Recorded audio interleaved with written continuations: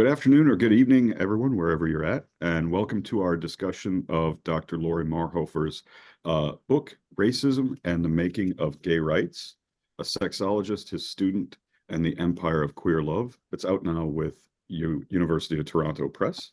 My name is Chad Gibbs. I'm director of the Zucker Goldberg Center for Holocaust Studies at the College of Charleston, and I'm serving as the chair of the event today. Please be aware that the event is being recorded. I have a few acknowledgments and introductions to make and some technical details before I pass things over to Laurie. First, I'd like to acknowledge the staff and supporters of the organizations underwriting today's event. This new book event is made possible by the History Department, the Center for European Studies, and the Georgia L. Mosse Program in History at the University of Wisconsin-Madison, as well as the Zucker Goldberg Center for Holocaust Studies at the College of Charleston. We thank them all for bringing us together today. And before I move on any further, we know pretty early this time around what our next book will be. So next semester, we will do a similar event to this on Christopher Ewing's new book, The Color of Desire, which will be awesome as well, I'm sure. There you go. Everybody's already got it on the table. So Laurie's discussion of his book will be followed today by comments from Professor Javier Samper-Vendrell.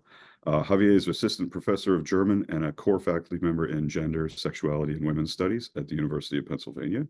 His book, The Seduction of Youth, Print, Culture, and Homosexual Rights in the Weimar Republic, appeared with University of Toronto Press in 2020.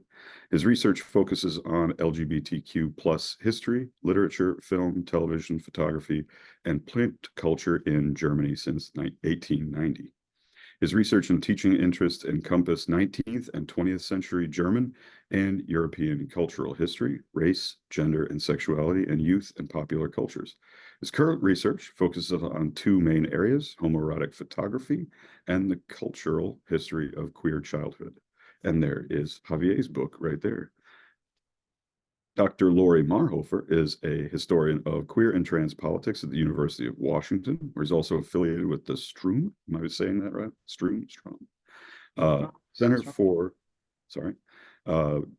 Center for Jewish Studies and the Department of Germanics. Marhoefer's 2015 book on fascism and the politics of sex and the Weimar Republic, German homosexual emancipation, and the rise of the Nazis is also University of Toronto Press, reexamines the gay and trans rights movements of the 1920s. Marhoefer writes publicly on topics such as neo-Nazism, queer fascism, and the history of AIDS. And one more thing to note, after Professor Marhoefer's book talk and the response from Javier, I will facilitate a Q&A from the audience through the chat.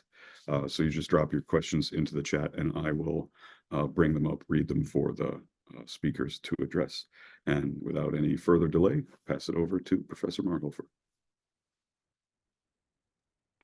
Thank you, Chad. Thanks so much for doing this. Thanks for organizing it, Sky. And thanks so much, Javier, for being here at like 2 o'clock in the morning for you to do a comment. And thanks everybody for coming. Okay, so can you everybody hear me okay? Yeah, okay. So I set out in this book to chronicle the relationship between these two men. Shiu Tong, who you see on the left, who was born in Hong Kong and was in his 20s in the 1930s when he met the man on the right, Magnus Hirschfeld, who was born in Germany and was in his 60s when they met in Shanghai in 1931. And I wanted to tell the story of their relationship and through it to do 2 pieces of historical intellectual work. One was to really examine the legacy of Hirschfeld in terms of his work and how it intersects with racism. He's very well known, certainly better known now than he was when I started my dissertation in 2003. Certainly famous in Germany and increasingly throughout the world as one of the first and most important theorists of homosexuality as an inborn condition that was not a pathology. I argue in the book that he did more than anyone else to spread this model of homosexuality as something that you're born with, but that's not an illness. He did more than anyone else, in part through this lecture tour that the book is about. here he is in the 1920s at the Institute for Sexual Science, which he founded in Berlin. He's also remembered today as a really important thinker in the history of trans people. His 1910 book, The Transvestites, The Erotic Urge to Crossdress, is the first publication to argue that there were people whose actual lived sex was not their birth assigned sex and who were not homosexuals necessarily. He actually does a lot to try to distinguish homosexuals from the people he calls transvestites. The term is a little bit confusing, but if you read the book, his concept of it is that it's this total thing about your being, and that the people he's talking about are, as much as possible, living not as their birth assigned sex. So it really fits what we think of as trans. So a really important guy. And I was curious, actually, because I had written another book kind of about him, that I felt like hadn't done enough to think about racism and empire in his work. I was curious about the place of race in his work. And I also got really curious about this guy. So Shiu Tong, and lots of has been written about Hirschfeld, and often Lei will be like a sentence or two or a section. Heike Bauer's beautiful book about Hirschfeld is really an exception to this. There's quite a lot about Lei in it. It's called the Hirschfeld Archive if you're interested. Recommend it. But otherwise, people hadn't really looked closely at him, and sometimes historians of Hirschfeld would be kind of dismissive about him, like, or even Hirschfeld's contemporaries would refer to him as like the Chinese boyfriend, or the sense that because he was Chinese and because he was much younger, he wasn't important. He did come in at the very end of Hirschfeld's life, so they met when Hirschfeld was in the final chapter of his life. But I got really interested in Lei because, for one thing, he was a profound influence on Hirschfeld and a really important influence, and also because he was important in his own right. So the book chronicles their relationship from its beginning through the end of the relationship, and then it follows Lei's life after Hirschfeld, looking at the book that he wrote about Hirschfeld that was never published, a book that was almost destroyed. It was pulled out of the garbage in Vancouver in 1993 and saved, and still exists just because of like a chance encounter that a neighbor had. There was a neighbor was walking by the garbage and saw this material and took it out. And that book is an important contribution to queer history in a way that I argue that we haven't appreciated so far. Okay, so let me like kind of roll back and begin at the beginning of the story when these two guys met each other and fell in love. In 1930, in the winter of 1930, Magnus Hirschfeld was the preeminent advocate for gay people in Germany and one of the leading experts on homosexuality around the world, but he had come to a dark moment in his career. He had been pushed out of the leadership of a gay rights group in Germany that he helped to found, the Scientific Humanitarian Committee, which was the first such group in the world. He'd become frustrated, and he kind of finagled an invitation to give a lecture in New York City via Harry Benjamin, who was an expatriate Jewish German doctor practicing in New York, who would go on in the 60s to become one of the most important people in trans medicine. But this is early in Benjamin's career. Benjamin helped him come to New York and give some lectures. So Hirschfeld sailed on the Columbus. This is a poster for the Columbus on the left here, and arrived in New York City and became a kind of mini celebrity. He, in part through the assistance of a right-wing gay German journalist who would later go on to be a fascist, but who at this point was like a Hirschfeld friend. Hirschfeld was a sensation in the American press. They called him the Einstein of sex. Einstein, the real Einstein, was in California at that point and was like very known to Americans. So, and Hirschfeld found that he could travel across the United States giving lectures and support himself on the honoraria for the lectures and organize his own lecture tours. So he proceeded to do that, and he spoke all across the country. And this is one of the things that surprised me and that I think is important about the book, that it just shows that this is a guy who I had always thought of as a part of German history, but actually his story is really global, and he's quite influential in the United States. He met with many important people in the US. Talk more about this later. But he talked all over the place. You can see his, his trajectory here. He actually met the real Einstein when he was in California. He sailed for Hawaii. From there, sailed to Japan, gave lectures in Tokyo, traveled through Japan, and then received an invitation to speak in Shanghai. So Hirschfeld arrived in Shanghai And when he did so, he arrived in a colonial city. Shanghai in the 1930s was a divided city. So portions of it were under Chinese control, but there were districts within Shanghai that were foreign concessions.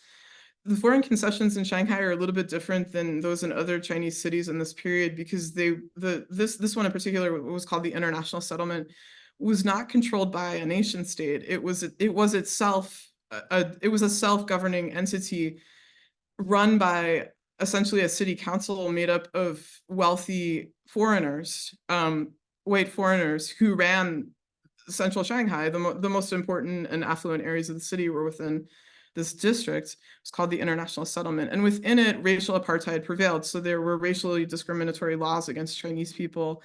Nevertheless, wealthy Chinese people did live in the International Settlement. It was like a very desirable place to live. They were not allowed to participate in the municipal council for a lot of the 1920s. The Chinese people were not allowed in the parks in the International Settlement for a period of time. So they lived under these apartheid conditions in this wealthy district of the city because it was seen as this modern, fashionable Western place to live. And this is where Hirschfeld spent time. He later wrote a travel memoir about his world tour and his relationship with Li, which was a really important source for me. It's called World Journey of a Sexologist. And in that book, he writes about seeing racial violence in Shanghai, about riding in a rickshaw and seeing the driver of another rickshaw be brutally beaten by a police officer. And for Hirschfeld, this was like a sign of the violence of empire. It was a it was a tremendous change. I'll talk more about this, but his earlier work had really been kind of myopic, as Heikebauer puts it, about empire, and he seems to have changed his thinking about that, partially just through being in imperial spaces on this world tour, but also I think through being with Li. So Hirschfeld's first lecture in China was here at the China United Apartments. The building, still, I think it's a hotel. It still exists in Shanghai to this day. It was a new apartment building inhabited by lots of fashionable, Western-oriented, wealthy Chinese people and also some white people. And the lecture was to a group of Chinese feminists who had invited Hirschfeld to speak to them. This is a picture from his memoir of them. They were called the Chinese Women's Club, and they were involved in the YWCA. They advocated a lot for literacy for Chinese women and kind of uplift of rural Chinese women. They were very interested in Westernizing in order to modernize their country to compete with the West. And for them, Hirschfeld was somebody who had a progressive feminist view of sex and biology that really appealed to them. So he wasn't only an advocate for gay rights, he was a sexologist more broadly, and he wrote about lots of different aspects of that, including divorce, contraception, reproduction, and his views on those things appealed to them. They were also progressive, so that's why they asked him to speak. In his speeches, he would often focus on topics that weren't homosexuality. So this lecture tour I talked about, a lot of the speeches generally are not focused on gay rights. They're more focused on sexology. What is it? Advocacy for birth control, eugenics, which he supported, more on that later. But he would always say something about gay rights, and he would always basically say his sort of central core view on it, which was that people were born with this condition, homosexuality. It existed in all times and all places across divisions of race and civilization. And it was natural, and therefore gay people shouldn't be oppressed. Okay, so in the audience that day, and I actually think Li may have taken this picture. He's not in it, but he was in the audience for this talk. Shiu Tong was a medical student in Shanghai. He was 24 years old. He had grown up in Hong Kong. He was from a very wealthy family and then gone to college at St. John's in Shanghai. St. John's was founded as a missionary school. Instruction was in English, as probably Li's education in Hong Kong probably was in English as well. But by the early 1930s, St. John's had evolved into a leading institution of higher education that specialized in placing young Chinese men and women in the foreign service or in like positions where they would travel outside of China. So it's sort of a like international oriented school. And he was studying medicine there and business. And he had a particular interest in sexology. He read a lot of sexology and psychiatry that had to do with sexuality in English. So Hirschfeld actually wasn't translated very often into German, and Ley hadn't actually read Hirschfeld, but he had read people like Havelock Ellis who referred to Hirschfeld, and he was aware of who he was. So he showed up at the lecture. I don't know for a fact like how he heard about the lecture, but it's possible that he saw it advertised in the newspapers because it was announced ahead of time. And he went to the lecture at the China United Apartments that day. Hirschfeld's lectures seem to have been kind of dry, and they could be quite long. They could run like 2 hours. And he was a very like privately he was vivacious and very confident and kind of outgoing and funny, and he could be self-effacing, but as a speaker he seems to have been very dry. There's actually like a film in which he speaks. There's in the film, different from the others, there's a little clip of him giving a speech, and he seems a little bit dry to me. But so Ley sat through the speech, and I would think that for somebody in their 20s in this moment, it could have been very powerful to hear a respected expert explain that homosexuality was natural and that there was nothing wrong with it and that homosexuals shouldn't be persecuted. Even if that was just a sentence or two in the talk, that might have been a profound experience for him. Hirschfeld in this moment is the only leading sexologist who is that progressive on homosexuality, who defends queer people so explicitly. And Hirschfeld, of course, was quietly queer himself. That was not part of his public persona at all, but and Ley couldn't have known that. But it was probably exciting to hear this person defend queer people. After the lecture, Ley came up to Hirschfeld and introduced himself. I'm going to read to you what Hirschfeld wrote about their meeting. Oh,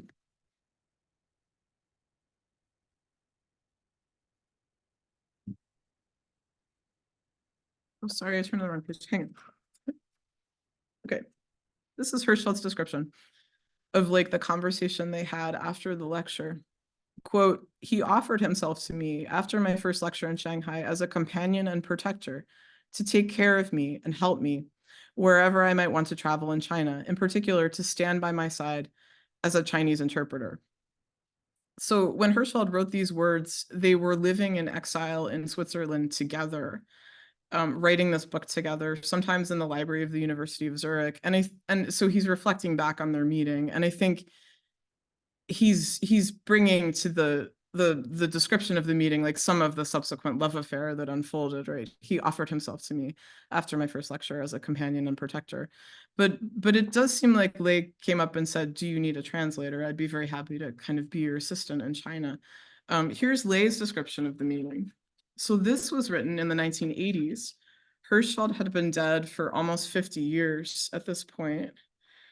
And Ley was an old man living in Vancouver, British Columbia, reflecting back.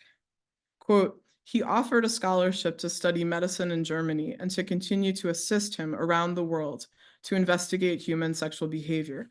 My qualification was that he needed a hardworking medical student who would live a long life to continue his work. He thoroughly watched my work habits and was told that my grandparents lived up to about 90 years of age.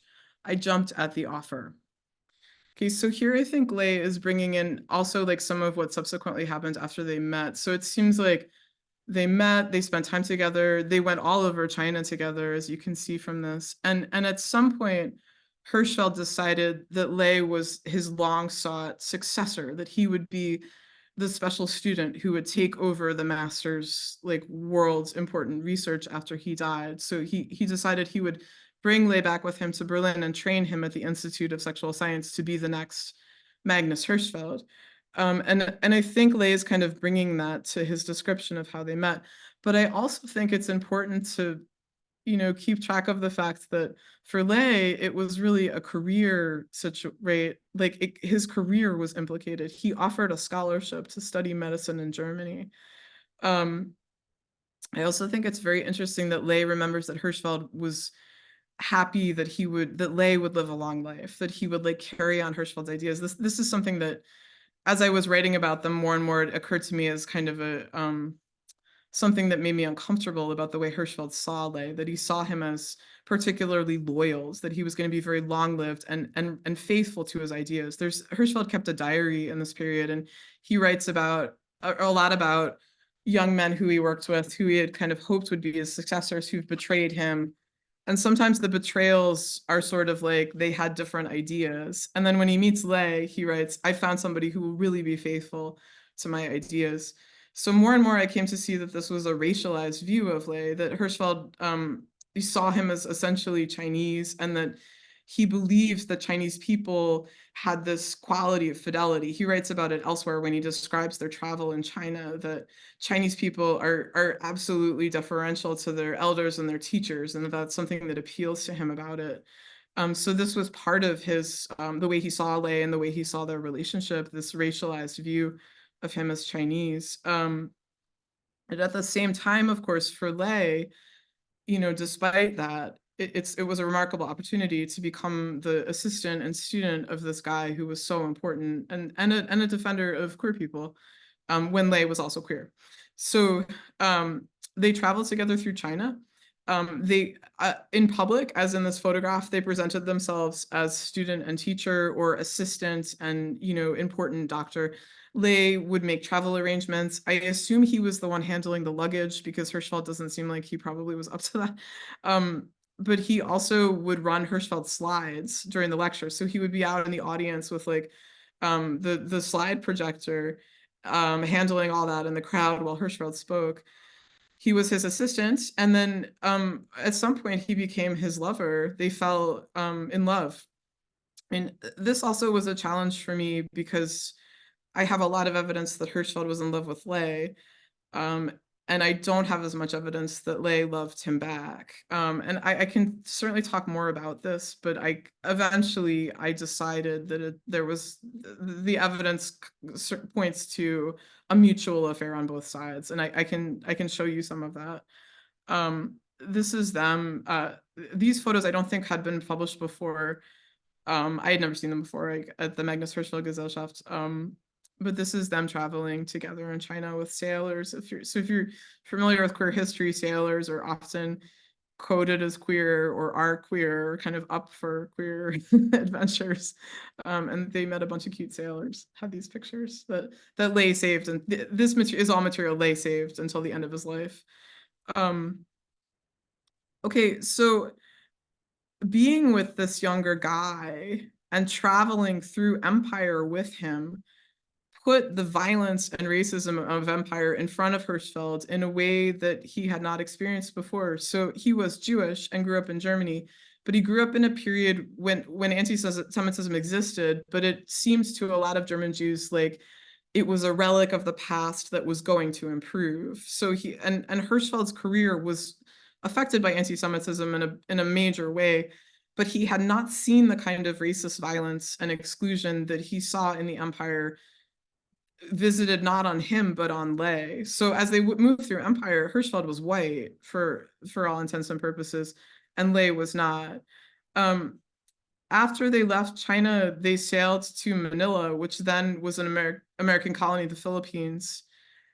And they arrived in Manila Bay, and they prepared to leave the ship. Hirschfeld had a bunch of lecture engagements, and the American authorities would not let Ley off the ship because the Chinese exclusion law was in effect, and he was Chinese. And a customs officer said something like, this colony is closed to the quote yellow race. So right away, the whole project of traveling together as student and teacher was thrown into question because of racism. And Hirschfeld did a lot of advocacy, and they reached out to the Chinese consulate, and they eventually were able to get Ley some kind of a temporary visa to be in the colony for a couple of days. But it was a real moment where like the history of American racism and the history of like queer world movements were just completely intermeshed. After they got off the ship, Hirschfeld gave a lecture at the university.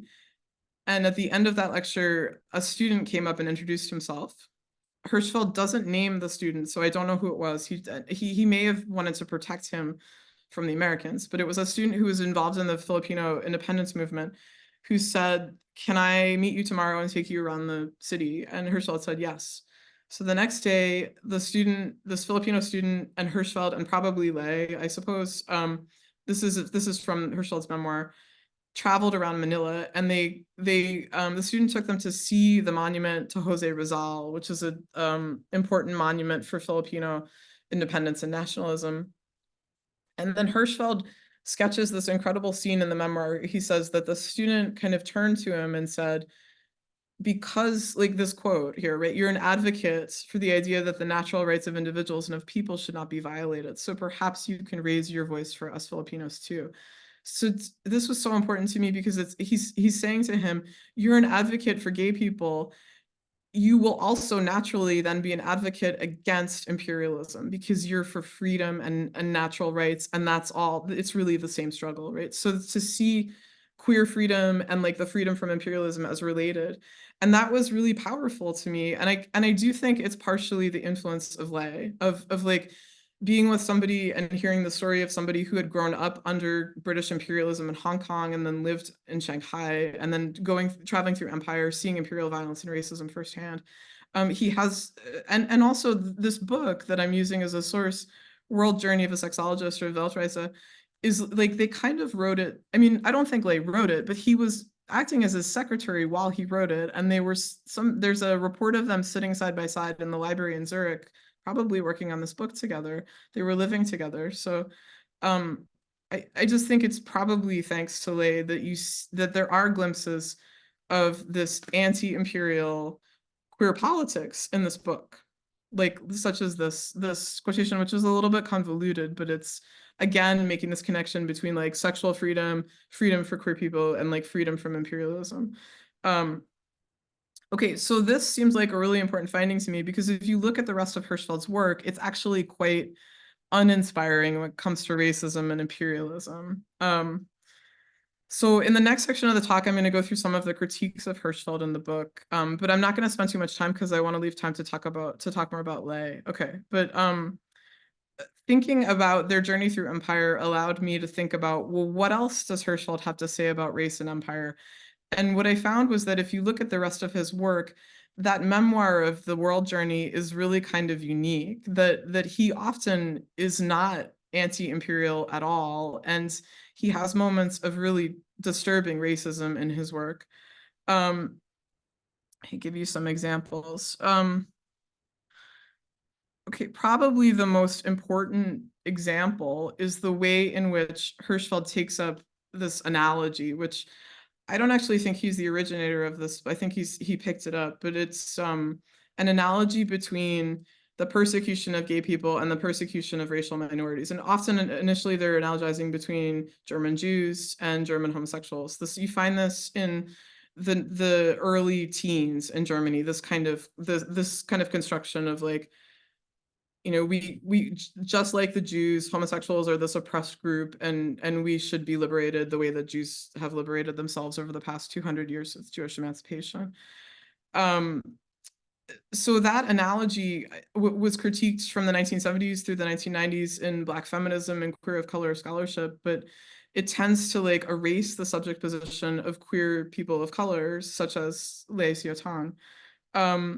Another problem in his work, you know, this is kind of a version of it, right? That Hirschfeld is really excited about the fact that homosexuality exists in the same way in all races, and as a sign of that it's biological. So it can't be due to culture because you find it in all races. But the way that he writes about it tends to really construct race as a hard and fast and maybe biological distinction. So even though elsewhere he says that he's an anti-racist, in these passages, it's almost like he's bringing race science back in albeit a milder way than you find race science in some of the really hardcore vitriolic racists, some of whom I'll talk about in a second. But it solidifies race in order to make this point about queerness. So it's sort of like a queer liberation becomes kind of parasitic on like reifying race in this way that I think is troubling. This is them together on the cover of a French magazine, by the way, not totally related, but they did a little bit of press together as teacher and student. another example would be, so when Hirschfeld was in New York, he met Langston Hughes, the American poet, and who may have been queer. And in his papers, Hirschfeld writes something very dismissive about Langston Hughes. He wrote that I met the Negro poet studying the Black race, like I'm studying the Black race. So Langston Hughes was just like a specimen of Blackness to him. He wasn't able to see him as a person or a poet or an interlocutor. Here's another quotation about brain size and brain weight that you find in Hirschfeld's work. It's again like this troubling ideas, in particular about Black people, Black Germans, Black Africans, Black Americans. He had quite a few connections to Black Americans, far more than I realized when I started working on this, and he never cites them. So there's certainly like a much more robust anti-racism that was being articulated at the time by people he knew, who he went to hear speak. Not only Langston Hughes, but also just like people who were big in the NAACP, who Hirschfeld like met when they came through Berlin and heard them speak and stuff. And William Pickens is the most prominent of those, but he doesn't quote them or cite them. He just is not interested in their ideas, which were much more robustly anti-racist than his. And finally, his support for eugenics. So there's a lot in the book about eugenics, and if you're interested, I would just say like please check out those chapters. But Hirschfeld did support a left of center eugenics that is nevertheless a troubling anti-disability point of view that at times could be violent. And when he was in the United States, he spent a lot of time with somebody who was a real right of center eugenicist, Paul Popenoe, who is like the major advocate of California's absolutely horrific sterilization program, which lasted for many decades, and was vitriolically anti-Black, racist, misogynist, and also an anti-Semite, who later had a marriage advice column, by the way, so never should.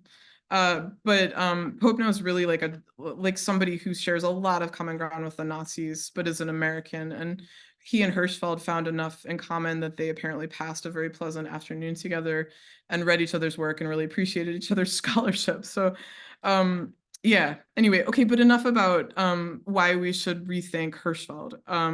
I want to leave just a little space here to talk about Li, because his story is just fascinating. He was a remarkable guy, and like not that many people had written about him. Okay, so here he is. Oh, look at the cool. These are photos of him from his papers, both probably after Hirschfeld died. You can see him there as like an older guy. Okay, so what happened after? What was the end of what was the end of the relationship like, and then what happened to Li? So they arrived back in Europe in 1932 in March in Greece, and Hirschfeld realized he couldn't go back to Germany. The anti-Semitism and Nazism was already so strong that he didn't think it was safe for him there. So he began the final chapter of his life, the period in which he lived in exile in Central Europe and in France. He had plans to refound the Institute for Sexual Science in Paris. After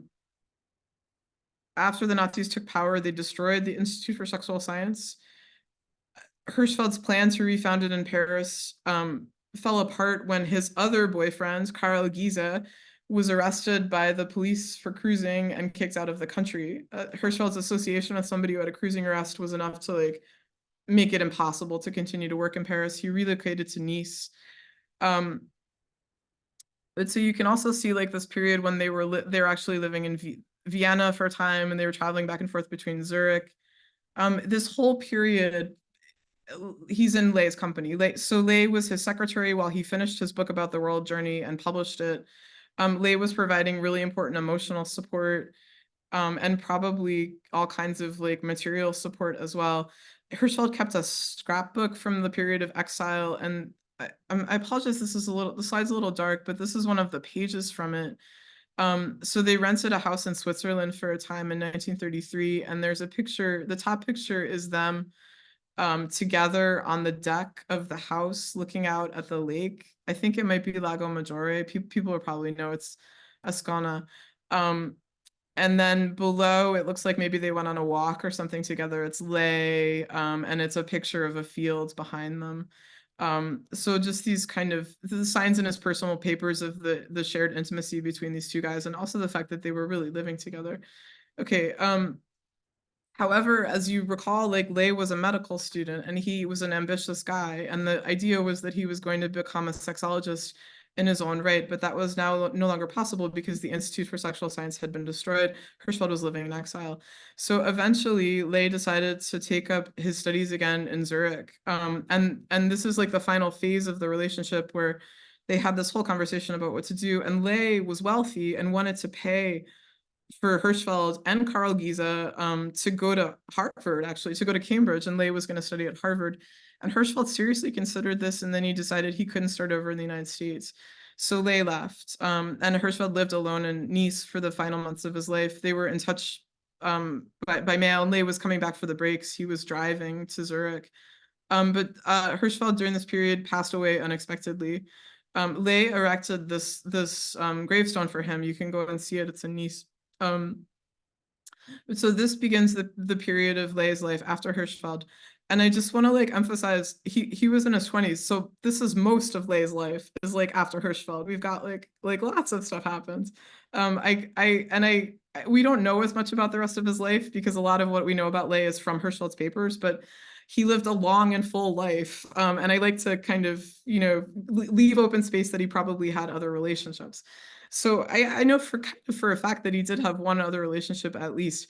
After Hirschfeld died, Lei went to the University of Zurich for a number of years and lived there and got in touch with a much older, also famous British novelist, white guy named Robert Hitchens, who wrote a novel in which Lei appears as a character.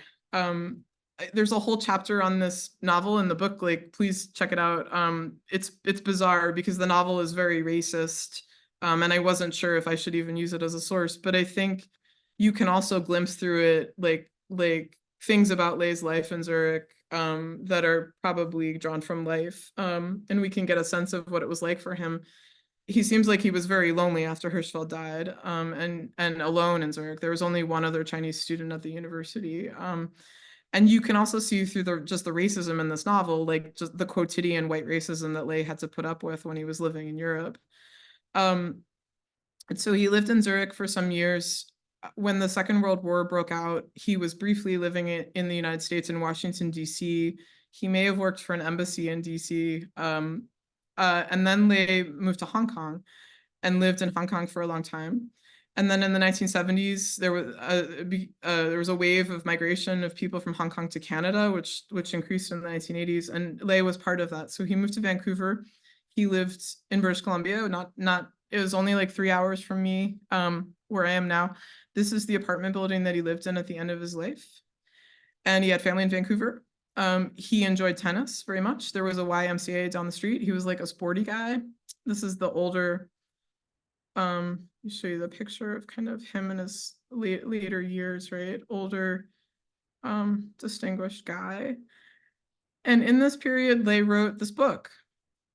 It looks like this. It's in a loose leaf binder. It's only like 16 pages long, and then there's a bunch of notes. This is the title page, The Institute of Sexual Science in Berlin, Long Introduction, Story Mixed with Science, the whole book. So this book is a novel that Lei was writing about him and Hirschfeld, and it includes these adventure scenes where maybe Winston Churchill was gay, and there's like a gay secret at the heart of the Second World War, and they're gonna find it out. But also, like, Lei has to save Hirschfeld. There's a rescue scene where that probably parallels something that happened in real life, where Hirschfeld had to get out of Austria, and Lei smuggled him across the border into France in a car. There's a scene of smuggling Hirschfeld in a car to save him. The Nazi destruction of the Institute for Sexual Sciences in there as well. This did not happen in life, but Lei writes himself in witnessing the book burnings and knowing that he has to save Hirschfeld, that Hirschfeld's in danger, and to get him out of Berlin. And it's mixed in with So I think his idea was to kind of have a thriller novel, which is a good idea. And then he mixed in his own findings. After Hirschfeld died, Li writes in his book, he continued the project of sexology. So, and that was so exciting to me because one of the things over the years that people had said about Li was that like he was supposed to be a student, but he never published anything, and he didn't become a sexologist, and he kind of like, you know, the implication was like he kind of fell down on the job, but in fact he did not fall down on the job. He writes in here that he did research all over the world, along the lines of how Hirschfeld taught him to do research, which I can talk more about if you want the methods, but and Leys had findings and he wanted to publish them, and these are his findings. So they were really about like the percentage of who was queer and who wasn't. And if you do like some quick math on this, you can see that he thought that the majority of people were either bi or gay. So that is very different from what Hirschfeld found. Hirschfeld thought that a small percentage of people were homosexual and a very small percentage of people were bisexual. Something like 95% of the world is straight in Hirschfeld. And Lay also departs from the idea that you're born gay. He talks about a more complicated relationship between like your childhood and experiences that you have and coming into a queer identity. And he defends it as a positive thing. It's a positive thing in Lay's work, but it's not necessarily an inborn thing, which I thought was really interesting. It's a total departure from Hirschfeld. So the guy who was supposed to be the faithful student turned out to have his own ideas, which I think is really cool. You know, just to kind of conclude, I think Lay is like a really important figure in queer history too, as a Chinese Canadian queer guy who lived through such an important period of time and did important stuff. And I hope that he gets more attention now, not only in Germany but also like in Vancouver. Okay, that's all. Thank you very much.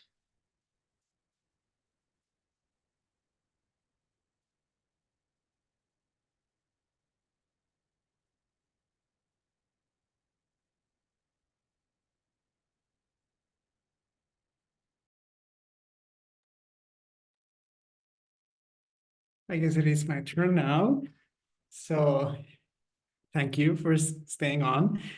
I would like to thank Skydoni and Chad Gibbs for the invitation to speak tonight. I hold the George Mosse Programming History in great esteem, not only because I am an alumnus, but also because of the influence of Mosse's work on me. And this already started when I was an undergraduate student at Iowa. And coincidentally, the University of Iowa is where Mosse started teaching in the United States. So that's that little funny story that we share. I also received the support of the Mosse Fellowship in LGBT history during my graduate studies. And I would like to say here that there are still very few programs that have shown so much commitment to the study of queer history, and that's something to be proud of. And we hope that there will be more programs doing that. It is a great privilege to me to provide the commentary to Laurie Marhoefer's lecture tonight. Laurie has been a great mentor to me, and his work has had great impact on my own. Laurie has, I know, it has shaped the research of many other scholars working on the history of sexuality in the German context. To listen to Laurie tonight, even at this very late hour for me in Berlin, is truly a treat. I don't need to repeat what Laurie has already shared with us tonight. I could never say it as clearly, as eloquently, or as incisively, and you all heard tonight that Laurie can tell a story. This was a lot of fun. I would like instead to focus on one of the contributions that racism and the making of gay rights makes to the scholarship of Magnus Hirschfeld, the history of sexuality, and gay history in general. Marhoefer states 4 different reasons for writing this book, and I'm going to alter the order slightly and selfishly for the sake of my own argument. The first reason is to examine the unstated whiteness that colors gay history. Marhoefer asks, why are gay politics so white? Why is there an underlying assumption that the homosexual is white? We can ask too, why has gay history, especially in the European context, been so white? Why is there no more awareness of intersectionality or of possibilities for coalition building? Marhoefer argues that race and racism have shaped gay politics and gay identity since the 19th century, since the very beginning, since there is a gay identity. for homosexuality. This claim might hit a nerve among some people, yet what is most surprising, most shocking to me, is that it has taken us so long to state these facts so clearly as Laurie does. Some will say that there is no need to politicize history this way, not even gay history, which has always been political. This is precisely what Marhoefer wants us to remember, how political queerness and queer history are and ought to be.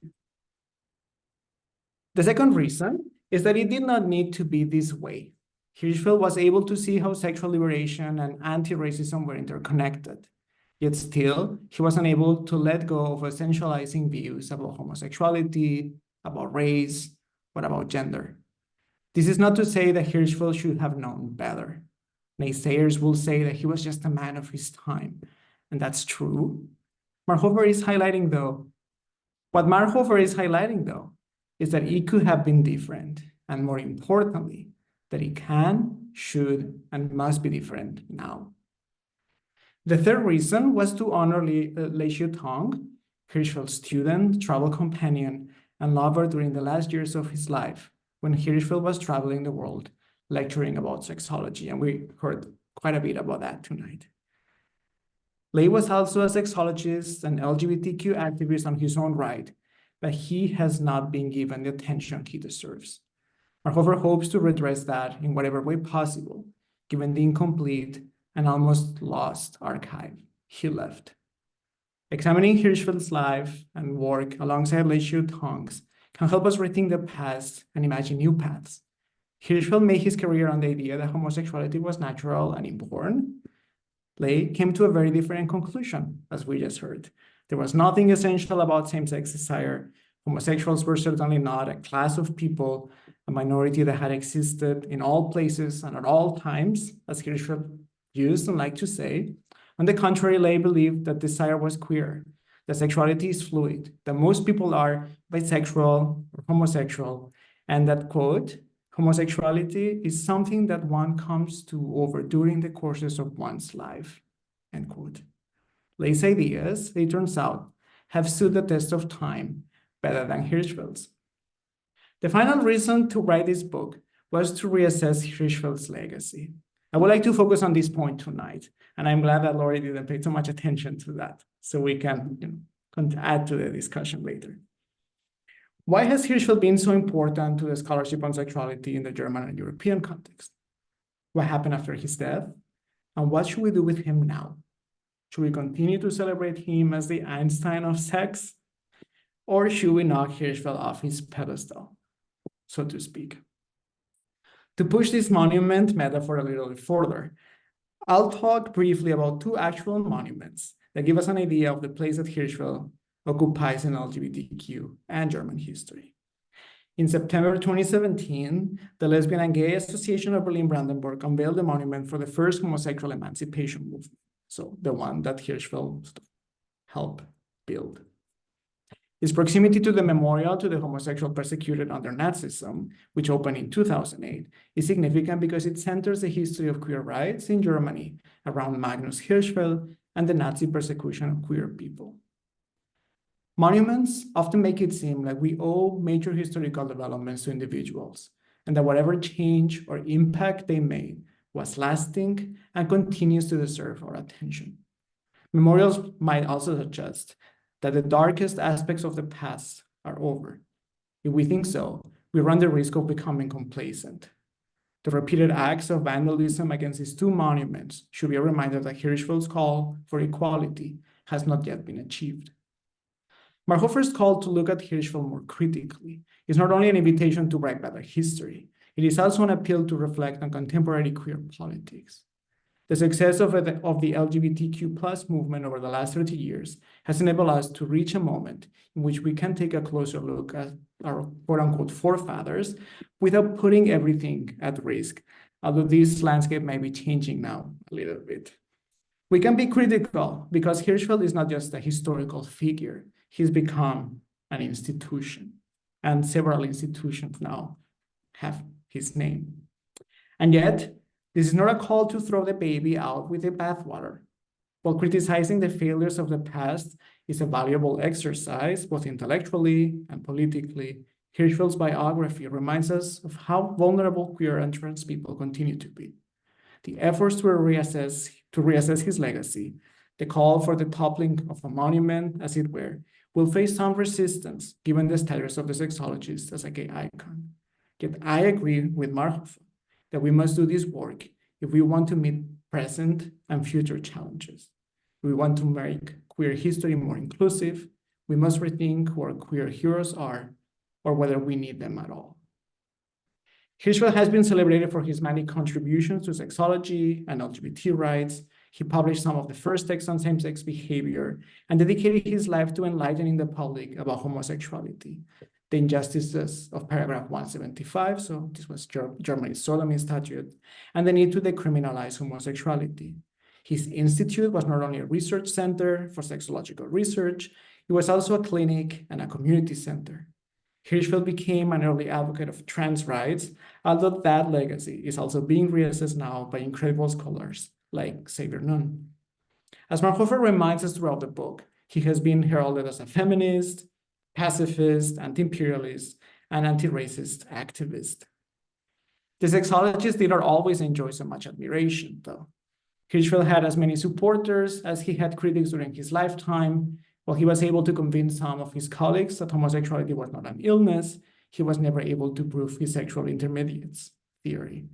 And Laurie, at the end of the book, sort of reminds us that this hasn't been proven yet. Right? We haven't been able to prove that homosexuality is inborn, which kind of maybe gives us some evidence that it's not.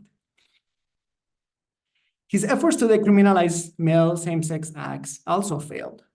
He was virtually forgotten after his death, and post-war sexologists consider him an activist rather than a scientist, and a lot of people also criticize his writing style. More importantly, Hirschfeld's reputation as an early sexologist floundered when the field started to confront its role in eugenics and in supporting the generation theory, which Hirschfeld unfortunately had support. With his reputation as a scientist tarnished, Hirschfeld was recast as a gay rights champion in the 1970s and 1980s. Research by American activists and historians, such as James Stickley at the University of Wisconsin-Madison, showed that a gay rights movement with Hirschfeld as its center had existed in Germany at the turn of the 20th century. There was no place for a critical evaluation of the pioneers of gay rights amid so much social contempt for homosexuality at the time. So people did not want to be too critical here. In Germany, Hirschfeld was rediscovered by gay activists too. The West German gay rights movement had gained new strength as a result of the partial decriminalization of homosexuality in West Germany in 1969. And like their counterparts in the US, queer activists started to look for historical roots to their identity and their politics. They found in Hirschfeld a model that lent respectability to their effort and whose own history of victimization resonated with gay men at the time. Indeed, the history of Nazi persecution shaped leftist gay politics starting in the 1970s, as historian Craig Griffiths has argued. Manfred Herze, one of Hirschfeld's biographers, by proclaiming Hirschfeld a Jewish, gay, and socialist sexologist, inserted Hirschfeld in a history of multiple oppressions that resonated with the men of his generation. Gay men related to this figure because of a shared feeling of victimization and injustice. This focus on oppression and the problematic analogies inherent to the identification with Hirschfeld as a Jew led to an uncritical understanding of the role of race in gay identity and politics, and impeded further discussion about how gay men can also participate in the oppression of others. Our awareness of the intersections of race, gender, and sexuality, as well as the centrality of debates about racism and imperialism in both queer activism and in the history of sexuality, has brought about a new reassessment of the sexologist, who can no longer be seen as an unblemished gay hero. Laurie Marhoefer, of course, but also other scholars like Heike Bauer have questioned Hirschfeld's anti-racism and anti-imperialism head-on. Bauer, for example, focuses on Hirschfeld's blind spots, namely his condoning or downplaying of colonialism, racism, gender violence, and child abuse, and his tendency to silence the voices he claimed to stand up for: queer people and women. Marhoefer admits that Hirschfeld's writings, quote, changed the world, end quote, and contributed to the emergence of gay politics. But this does not compensate for the fact that, quote, his thinking remained indebted to racism and to imperialism. And we heard about that tonight as well. Marhoefer stresses that his intention is not a call to cancel Hirschfeld, but rather to acknowledge that he was not the saint many of his biographers and admirers want him to be. Some might interpret Marhoefer's claims as a provocation, but this is actually a call for recognizing that queer history is complicated, sometimes contradictory, and that sexism and racism are integral parts of it. By doing this, Marhoefer joins historians Jennifer Evans and Kirsten Lang, both of whom have pointed out that Hirschfeld is part of a larger, more complex, and more diverse constellation of people advocating sexual rights. Lang encourages us to do, quote, critical queer genealogical practice that in its embrace of flawed champions acknowledges and maps the messiness of political struggles and lives lived, end quote. This is a resolute call to topple Hirschfeld as a monument of history, as we wish it had been. Those who worry that Hirschfeld's reputation is being smeared need not worry. Despite his serious flaws, he continues to be celebrated as a model for us to follow. Dagmar Herzog, writing on the occasion of Hirschfeld's 150th birthday, offered a positive assessment of the early sexologist. Avoiding controversies, she praises him as an individual who wanted to keep the state from interfering in the private and intimate lives of people, and for the decriminalization of same-sex love, issues that resonate with us today, given our current state of affairs. Herzog, moreover, elevates him to the position of a queer theorist avant la lettre, a somewhat curious claim, for while he believed in gender and sexual fluidity to some extent, his essentialism is at odds with queer theory and politics. Finally, Herzog contends that Hirschfeld is still relevant because he reminds us that sexuality, love, and freedom are deeply connected. I believe that Marhoefer reminds us of that by focusing on Hirschfeld's relationship with Shiu Tong. Yet love is complicated. Hirschfeld's love for Li also entailed racial fetishization and an unforgiving, patronizing, and often racist attitude towards him, especially in front of other white people. In any case, Hirschfeld was celebrated and disparaged during his time. His legacy, likewise, has been reassessed several times. It is perhaps a testament to the staying power of his ideas and beliefs that they have continued to help us work through important and divisive issues within the queer community, including the shortcomings of assimilationism, the stability of identity, the objectivity of science, or the politics of sex. This is all to say that Hirschfeld's core message continues to resonate with us today, and knowing about him, his successes, and his failures is perhaps most necessary now than ever, when the rights and lives of queer and trans people are under attack. Hirschfeld continues to inspire us because of his virtues and his flaws. In the end, both Hirschfeld and queer studies have reached a level of institutionalization that allows us to be self-critical. This is not to dismiss the fact that the field is currently under attack. Rather than cancel Hirschfeld, I would like to suggest that we take a note from José Esteban Muñoz and that we disidentify with him.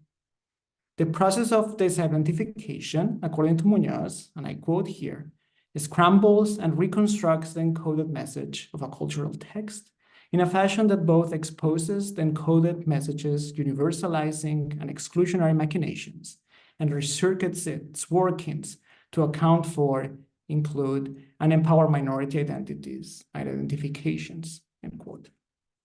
As Laurie Marhoefer's book brilliantly demonstrates, seeing Hirschfeld as a complex, flawed historical figure and not as a great man, an institution, or a monument, gives us the opportunity to include those who have been left out of queer history. Thank you, and I'm looking forward to the discussion. Thank you both. Thank you, Laurie, and thank you, Javier, for your talk and comment.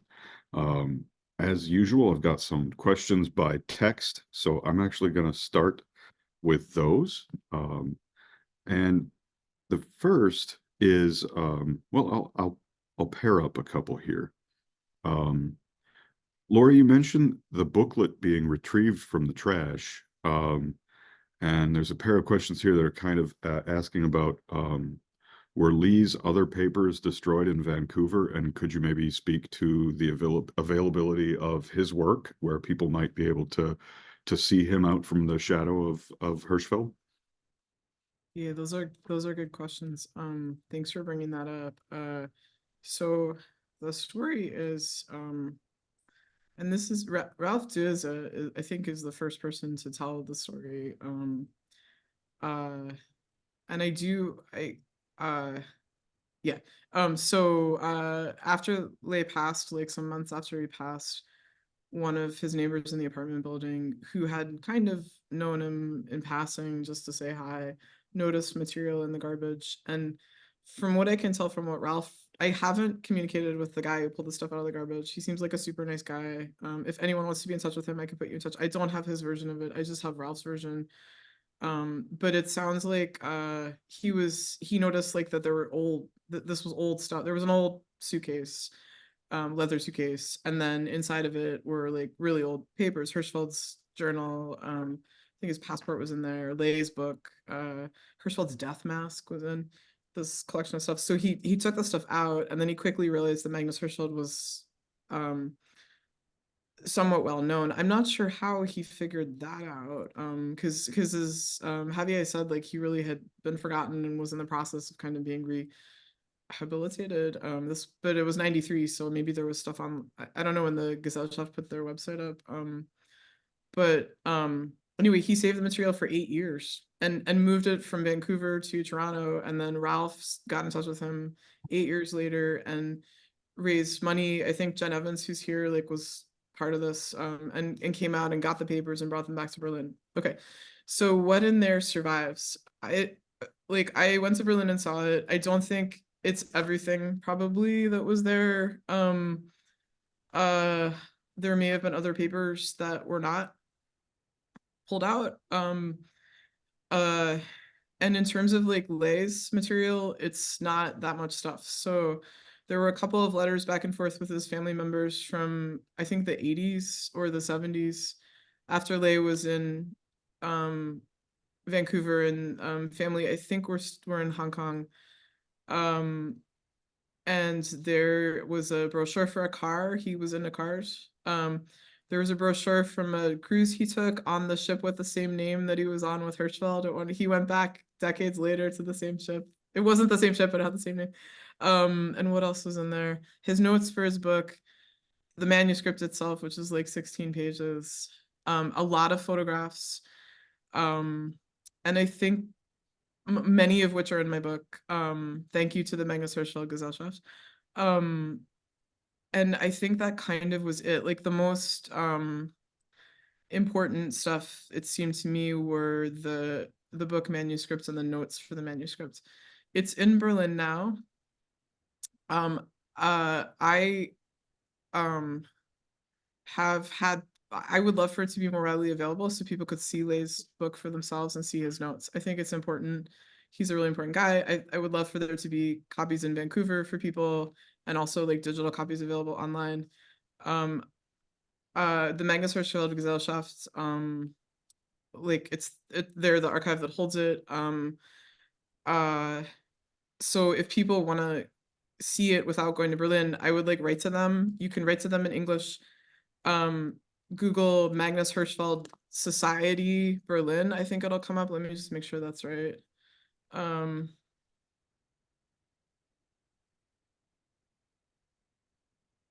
Yeah, if you Google Magnus Hirschfeld Society Berlin, it comes up. Magnus Hirschfeld Society. They've got like here. I'll show you their. Can pull up there. It looks like this, and then like they're super nice. You can write them in English. There's an email address there and ask them. Also, there have been a couple of researchers who've approached me and asked me to share my digital copies of the material, and I was able to get permission to do that. And I actually had a second request, which I apologize, I've been really slow about, but I need to. So if they're okay with me sharing the material, I can do that. I guess it'd be better to write them directly and try that first. But I also, like, if anybody wants to have if anyone knows how to do this, like it would be so cool if like University of British Columbia or something had the material, or like it was available digitally. It's not a ton of material, and I think there's a lot of interest in it. There's a super cool artist who's writing a show about Lei. Somebody who's interested in writing fiction. A couple of people have reached out to me. There's people read John Grayson is making an opera about Lei in Canada. And it's like super exciting. And so if anyone like knows how to do this, how to somehow support the Magnus Hirschfeld Gesellschaft and talk to them about maybe digitizing the material, putting it somewhere, I don't know. Yeah, someone please do that. All right. Second question, probably a little harder hitting here, but could you go back and speak to Hirschfeld's involvement with eugenics and what type of eugenics he advocated? Pull that apart a little. Sure, yeah, I went through that kind of fast. So there are 2 chapters, I think, on eugenics. And it was interesting, like Javier, when you were talking, I think you're talking about like waves of reclaiming him and questioning him. So one of the big waves was 80s, 90s, the question of eugenics in his work. There was a big public debate, and there's a volume that was published. And yes, but by the time I was in graduate school, that seemed to have been settled. But there was an earlier wave of people asking about eugenics in his work. So eugenics is the so-called science of like breeding better humans and breeding so-called undesirable traits out of the human population through like managing births, either preventing people from reproducing or like promoting certain people to reproduce. And it was widely accepted around the world in the 20th century into the 1950s at least, and persisted after that, not only in Germany, but also in the US, in Latin America, in Asia. And there's been lots of scholarship on global eugenics within, and I mean, just to speak about what I know, which is like Germany.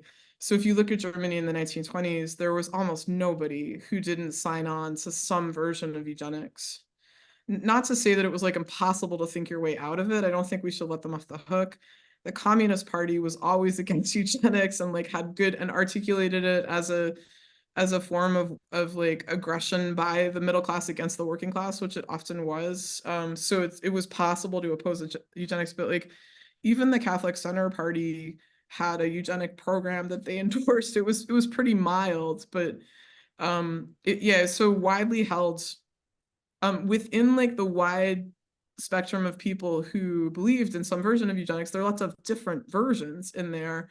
And I find it helpful to think about like left-wing or right-wing eugenics. I mean, an older generation of scholarship was like about positive and negative eugenics, but I actually don't feel like that maps on that well to what people thought. It's more like there's a social democratic eugenics, and then there's a right-wing fascist eugenics, and then there are kind of varieties in between. Because usually people endorse both positive and negative measures, but they kind of had a different vision for how they should fit together.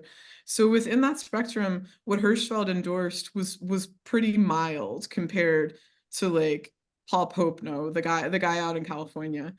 Hirschfeld generally favored he believed in eugenics. He thought it was important.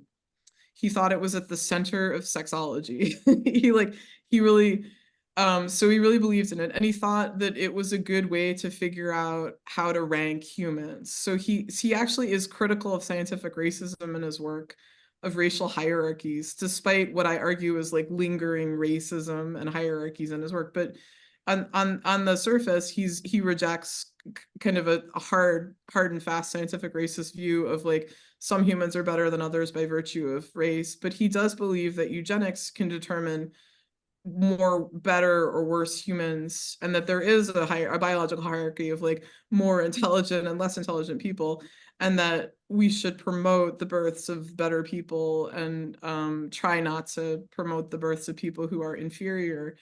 and that's the core of like how he sees the world. It's not a egalitarian view of the world. It's a biologically hierarchical view. But within that, like, what did he think we should do to make that a reality? He generally was in favor of like public education, so advising people, getting the word out about eugenics, teaching people about eugenics. He did, however, favor like involuntary sterilization in rare cases. And I found a case in one of his books that, I mean, it's on the shelf back here, like it's been there all along, where he discusses the case of a woman who was diagnosed as feeble-minded. So feeble-minded was like, we don't have this classification anymore. At the time, it was thought to be a mild mental disability that impaired your functioning around questions of morality. So women who had it would tend to do sex work or like have lots of partners outside of marriage.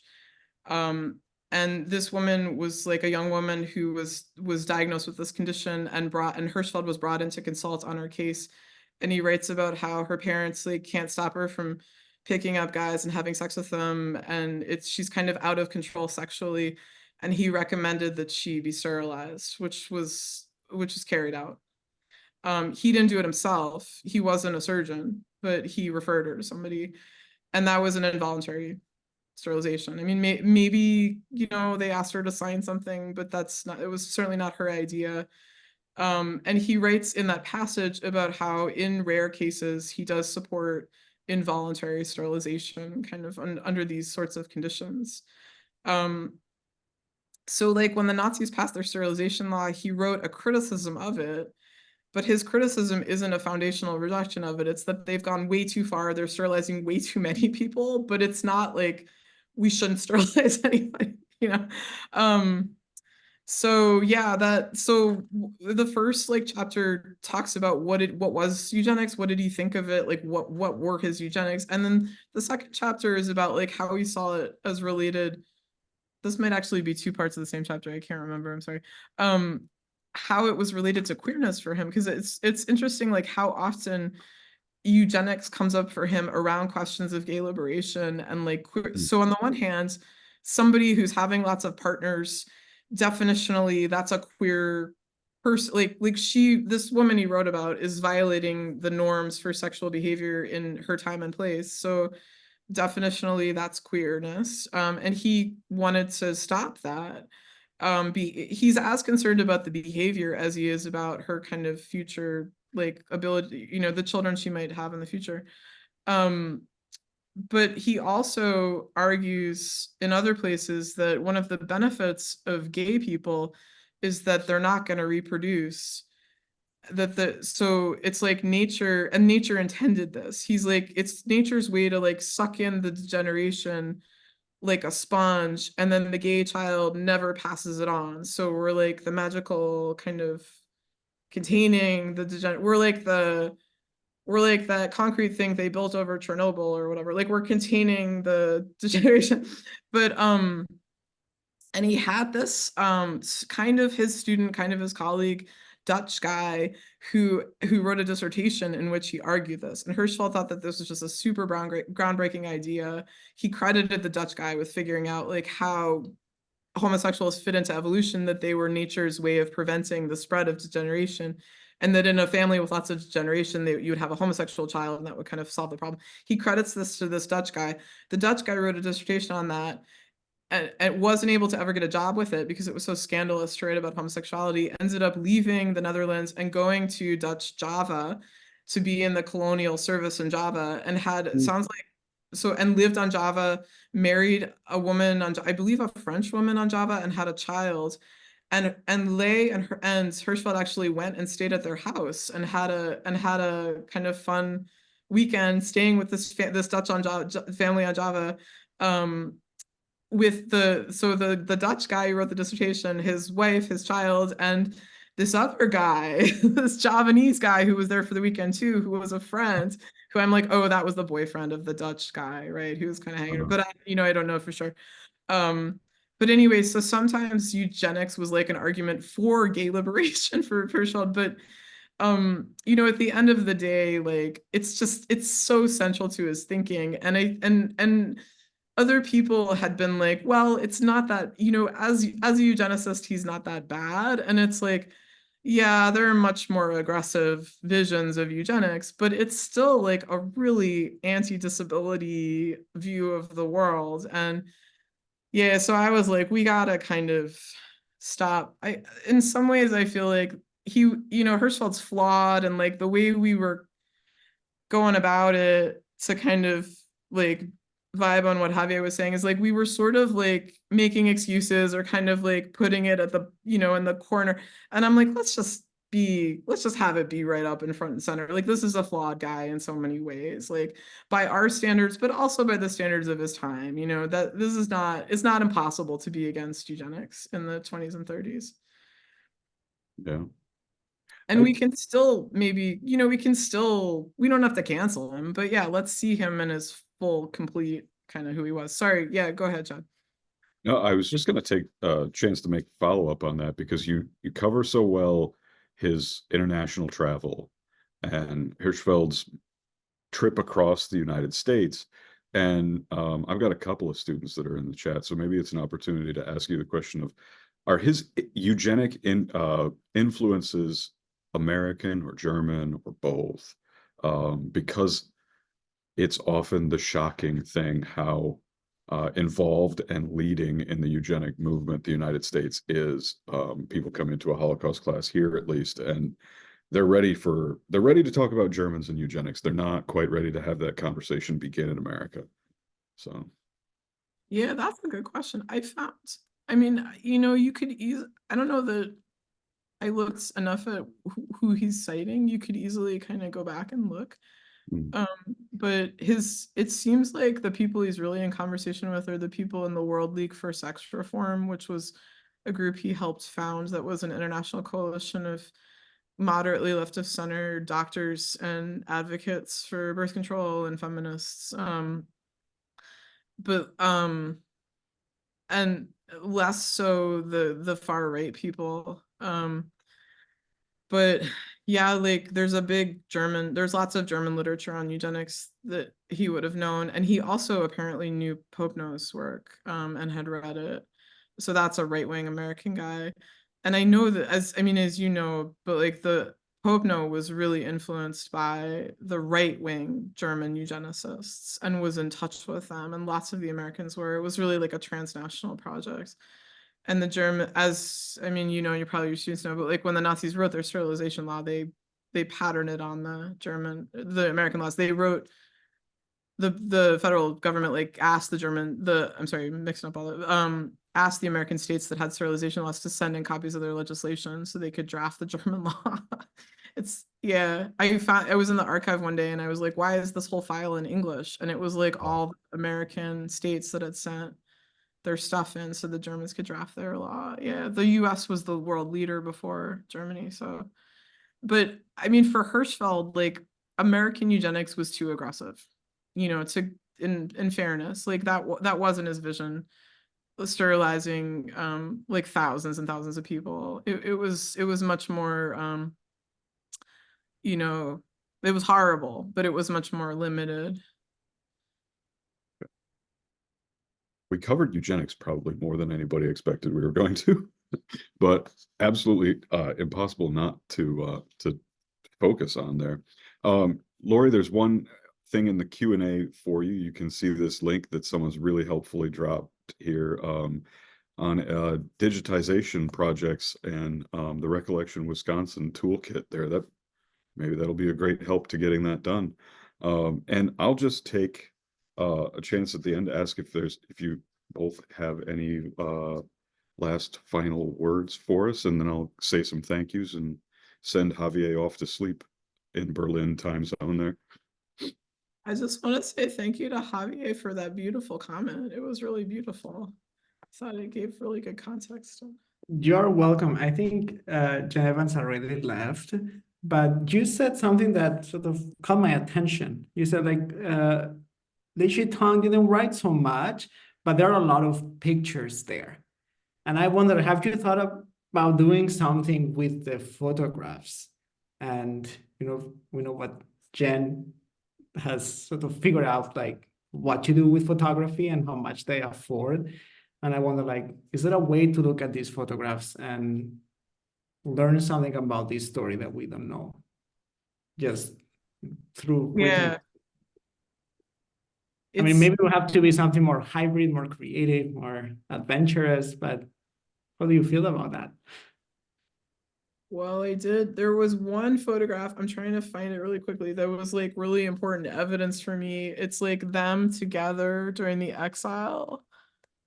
If you can see Mhm. from the scrapbook. And so just like the body language Mhm. in that picture, I was like, oh, they were totally, there's no way Lei. I always worried that maybe Lei he was his student and he wanted a job, but this photo, I'm like, yeah, that was probably a mutual relationship. So yeah, I think that's kind of the best evidence I have of like how Lei felt about him is that photograph. So yeah, they can be really powerful evidence, and they're lovely. I reproduced some, but there's some that aren't. Yeah, I think Mhm. I reproduced all of them. Can't remember. Yeah.